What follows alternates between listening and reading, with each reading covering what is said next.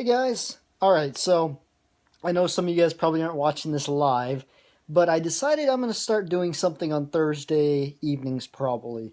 And I know I don't post a lot of things anymore about, like fitness or any videos at all anymore, really, except for maybe late at night when, things are funny. But I'm going to start doing this series every Thursday, and it'll be uploaded to Facebook Live, however people watch them.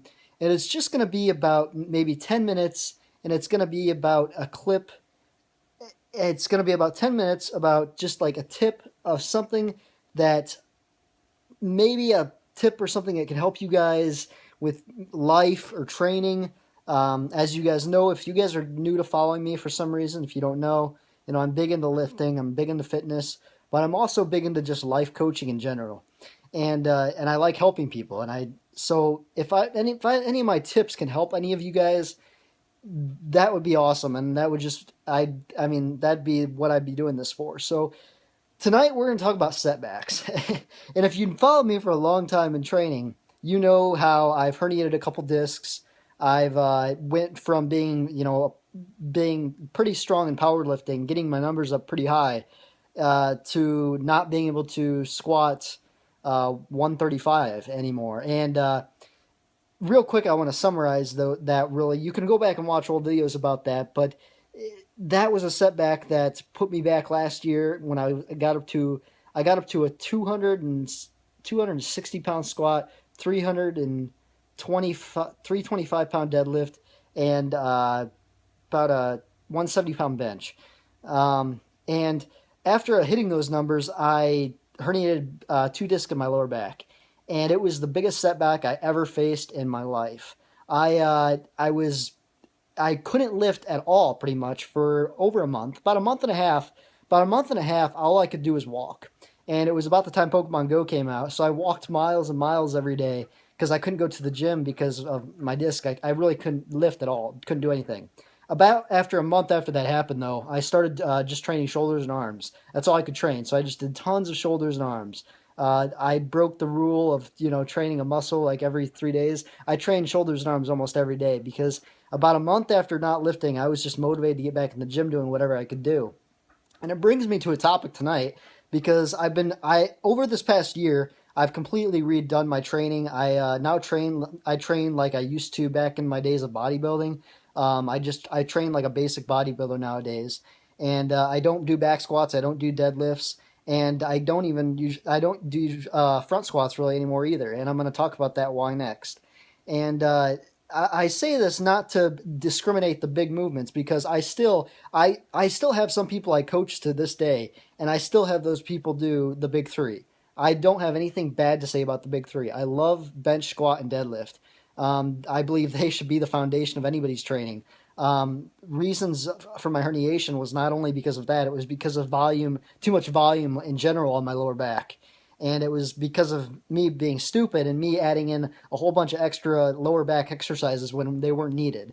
To put it short, I believe personally the reason I herniated those couple discs back last year was because I was doing, I was deadlifting 2 times a week, I was squatting 3 times a week, and I also, in the midst of that, was throwing in bent over barbell rows. And I believe all that just was too much too much taxing on my lower back, and something just went. So by doing that, though, I learned a lesson, and that lesson is to not overdo things and understand that sometimes less is more. That's a very important lesson I learned in all this. And tonight I wanted to make this video because this week I realized I had to finally throw front squats out of my training. And at first it was a big letdown because right now the only big compound movements I do are bench press and squats. Everything else is just bodybuilding stuff because that's all I can do with my back.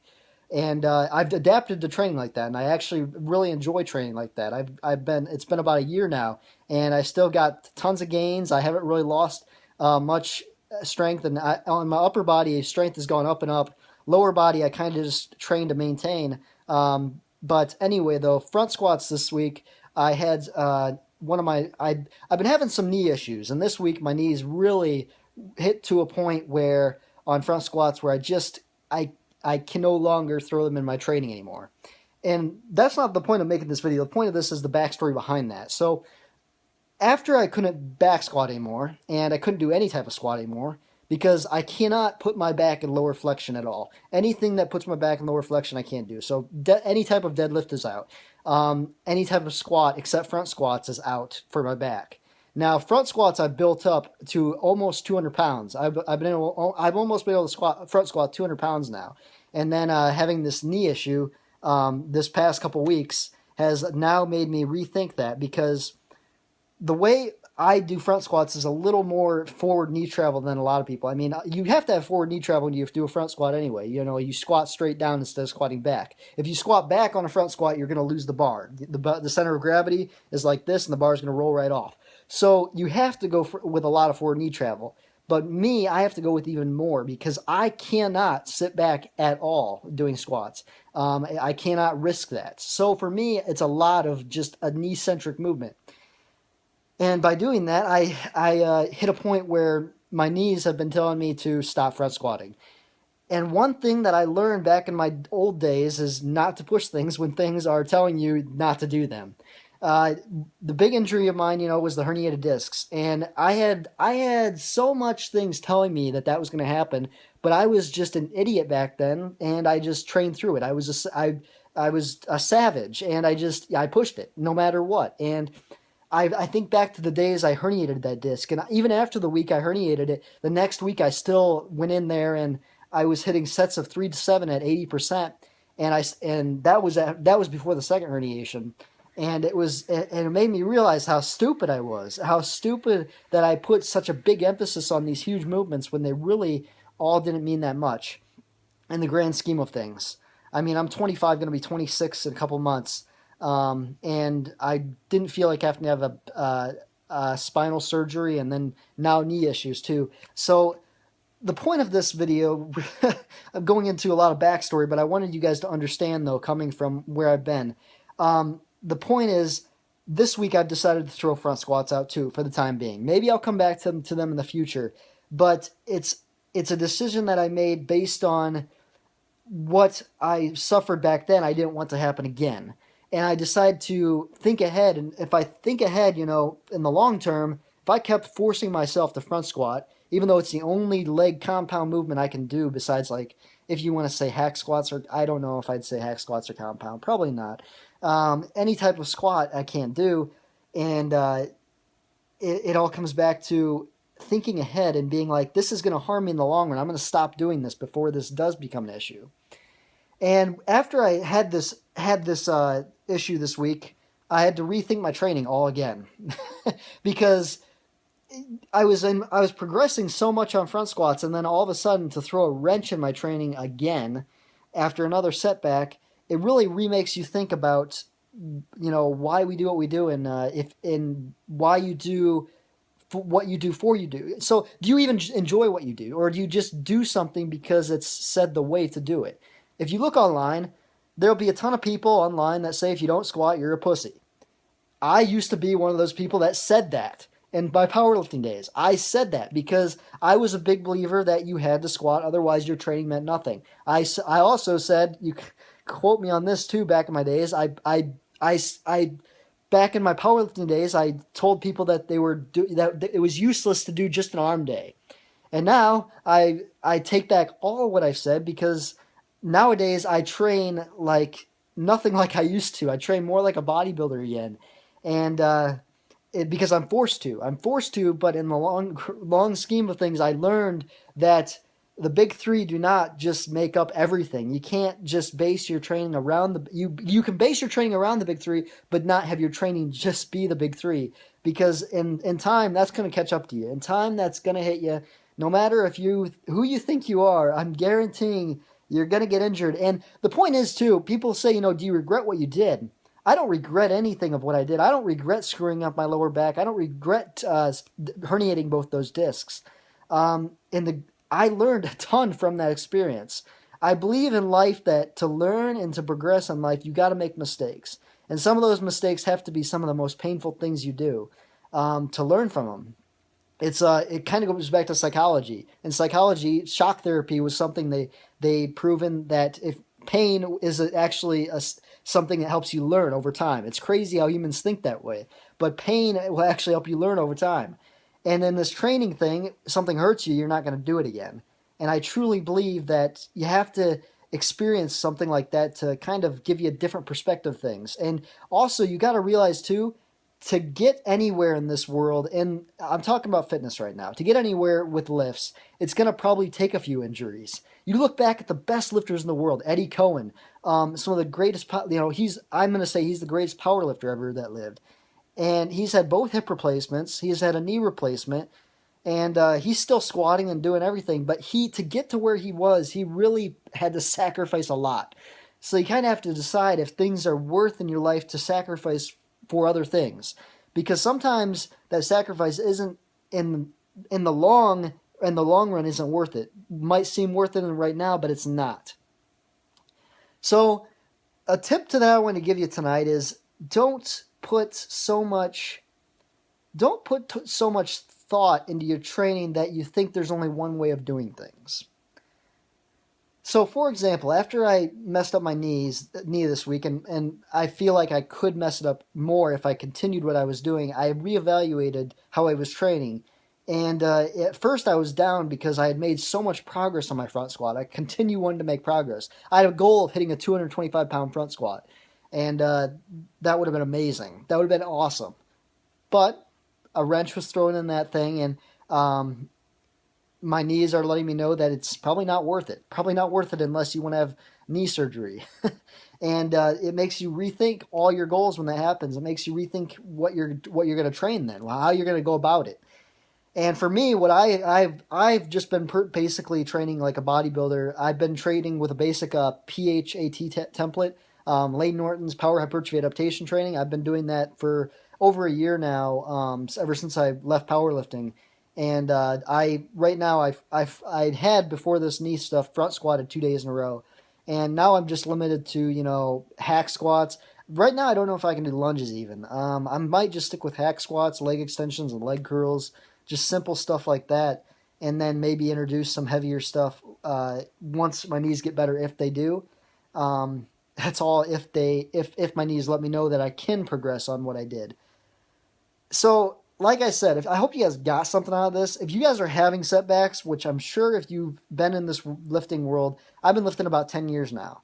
And in 10 years, if you don't have an injury, chances are you're probably not training hard enough. And I say that because I'm a stiffler on form. You can watch me lift, and I'm preach form. I preach how important form is, and I preach how important stretching is. I preach how important prehab is, mobility, and all that. And I still was able to herniate a couple discs just due to my stubborn attitude that I had. But the thing is, though, you learn from those mistakes, and hopefully, me learning from those mistakes can pass it on, pay it forward to some of you guys that may be watching this, and maybe feeling like your training is beating you up so bad that you feel like you have to progress through it, but you can quit. C.T. Fletcher is one of my all-time idols. I love watching his motivational videos. He's a true hero in my book, because he's really taught the mentality of being strong and not. And I really like that his motto. There's how does he say it? It's still your motherfucking set, and what he means by that is it's still your motherfucking life. And excuse my language, but this stuff gets emotional to you, especially if you have a passion for lifting. And he says this all the time, and he says no excuses and stuff. And he's had a heart transplant, just amazing life story. He has a documentary on Netflix that I watched not too long ago, and it's an amazing documentary. Look up C.T. Fletcher on Netflix, and it's a very interesting documentary. It goes into his backstory on his heart issue that he had.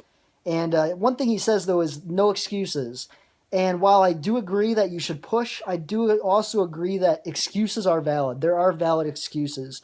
You don't have to do something just because it might make you feel like a complete savage. If something causes you pain, stop it. If something causes you discomfort, though, probably push through.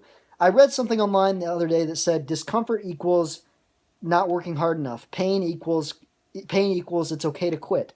And people, I think in this day and time, they hear the words quit and they immediately think never quit. I have shirts that say hashtag never quit on them. And never quit is very, very complex because there is a time to quit. There is a time when you say, okay, I'm done. I remember when I told myself I was never going to deadlift again. It was one of the hardest things I ever told myself because it was the lift that I was the strongest at. I probably, before I herniated my disc, could have pulled close to 400 pounds. And at my weight, that's a pretty damn good accomplishment. So that was hard for me to say that I quit this because I had to actually tell myself. I remember the night I had closure with deadlifts when I was trying to rehab my deadlift and I realized I never could get it back. I tried one night because this was after about 5 months. This was after 5 months. And I thought, I'm going to try slowly introducing the deadlift. And I did a set of 135 for 5. So simple, so easy, felt so good. And I did another set, felt so simple, so good. I was like, I'm coming back, man. Never quit. Guess what? The next set, on my third rep, I felt something pop in my back. I was on the ground. I couldn't move for the rest of the night. That's how much pain I was in. And that night was also the night I had closure, and I told myself I was never deadlifting again.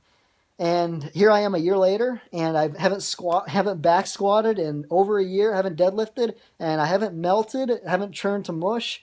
I continue to get stronger. So guys, don't let everything you hear out there, people saying, you have to do a deadlift, you have to squat. They're the king and queen of exercises. I used to be the person saying that. But don't let that also be telling you if something is causing you pain, please stop it. You're going to regret it.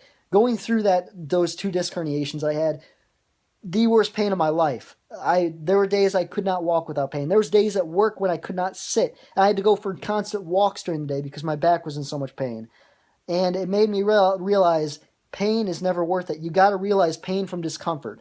And once you make that difference, training becomes a lot easier. If something causes you pain, throw it out. It's not a big deal. Don't care if your favorite lifter swears by that movement. It's not important. If something causes you pain, throw it out. Discomfort, though, maybe possibly work around it. Discomfort is not a bad thing. Discomfort is just a feeling of uncomfortable. Getting uncomfortable is required to get strong. It's required to gain size. But pain, though, is not required. You don't need to go through pain to get strong or big. So, hope you guys enjoyed this, guys. I'm going to do this probably every Thursday. I'm going to pick a random topic that I feel that could benefit you, for something maybe in my life that's going on, something in maybe somebody else's that I know. Just something to pay it forward because I believe 10 years of lifting I have, and I got quite the knowledge base and stuff of, previous experiences have happened to me. And if I can save any of you young lifters from making any mistakes I did, that'd be awesome. I'd be so happy to be able to stop you guys from getting the pain and misery that I went through back in end of 2015, 16. So that's it, guys. Have a good night. Have a good Thursday. Tomorrow's Friday, thank God. And enjoy your weekend. We'll see ya.